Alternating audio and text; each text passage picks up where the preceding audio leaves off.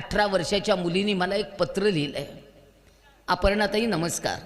माझी आई इतकी नटते इतकी नटते इतकी नटते, ती तिच्या हाताला जांभळी पिवळी नेलपेंट लावते. मला ते अजिबात आवडत नाही. तुम्ही तिला समजावून सांगायला या की तिने इतकं नटायचं नाही. मी सगळ्यांचे प्रॉब्लेम मिटवायला घरी जाते बरं का. मी आजपर्यंत कधी कोणाला नोटीस पाठवलेली नाही आहे. मी वकील असले तरी मी प्रत्येकाच्या घरी जाऊन त्यांचे प्रॉब्लेम मिटवते.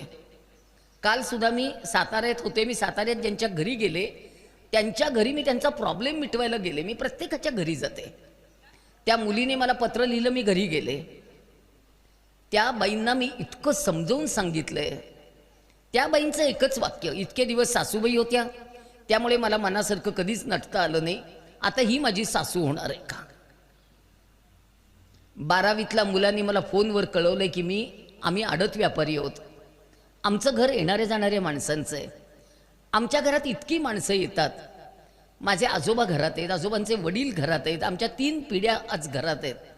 पण माझी आई माझ्या आजोबांना वाढायला जेवायला वाढायला नेहमी गाऊनवर येते. तुम्ही तिला फक्त समजावून सांगा की तिने माझ्या आजोबांना गाऊनवर जेवायला वाढायचं नाही. तिने माझ्या आजोबांना जेवायला वाढताना साडी नेसावी. का त्या 12वीतल्या मुलाला असं वाटावं?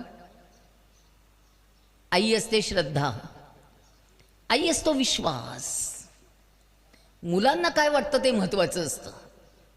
मुलं कसं तुमच्याशी बोलतात ते महत्त्वाचं असतं. बायकांनो, एक वाक्य घरी गेल्यानंतर वहीमध्ये लिहून ठेवा, नाही तर भिंतीवर लिहून ठेवा.